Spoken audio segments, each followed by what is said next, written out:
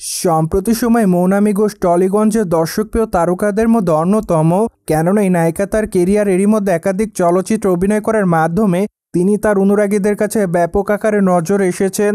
ফলে এর জন্য অবশ্য তিনি তার দর্শকদের কাছে বিশেষভাবে খ্যাতি অর্জন করেন। অন্যদিকে এই তারকাকে সর্বদাই সামাজিক যোগাযোগ মাধ্যমে অ্যাক্টিভ দেখা যায়। মোরোবার সেখানে এই তারকা তার এভরিডের আপডেট তার অনুরাগীদেরকে আপলোড করেন, যার প্রেক্ষাপটে অবশ্য মাঝে মাঝে হট অবতারও ক্যামেরার সামনে ধরা দেয়। ফলে এই জন্য অবশ্য টলিগঞ্জের এই নায়ক আলোচনায় থাকেন। অন্যদিকে বর্তমানে এই তারকা তার ইনস্টাগ্রাম হ্যান্ডেল একাধিক ছবি আপলোড করেছেন। যদিও তার প্রকাশ করা ছবিতে দেখা যায় শাড়ি পরে বাঁধা চুলে হালকা মেকআপে তাকে দেখতে অনেকটা গর্জিয়াস লাগছে, যার প্রেক্ষাপটে এরই মধ্যে তার রূপের প্রতি ঘায়েল হচ্ছে তার অনুরাগীরা। অন্যদিকে তার প্রকাশ করা ছবির কমেন্ট বক্সে অনেকে তাকে মাই লাভ বলে দাবি করেন, কেউ কেউ আবার তাকে অ্যামেজিং লিখেছে, অনেকে আবার তাকে লাভলি বলে উল্লেখ করেন।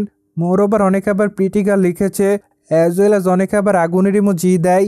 যাই হোক, সব কিছু মিলে আপাতত তিনি তার অনুরাগীদের মধ্যে এভাবে আলোচনায়।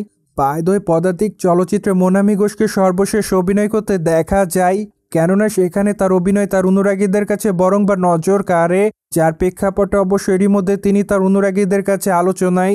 মোরওভার চলচ্চিত্রটিতে অবশ্য চঞ্চল চৌধুরীর স্ত্রীর চরিত্রে অভিনয় করেন এই নায়িকা, যার প্রেক্ষাপটে অবশ্য অ্যাট দ্য ফার্স্ট টাইম এই দুই তারকাকে একসঙ্গে চলচ্চিত্রের পর্দায় দেখেছিল তাদের অনুরাগীরা। ফলে নতুন করে তারা তাদের অনুরাগীদের কাছে আলোচনা এসেছিলেন।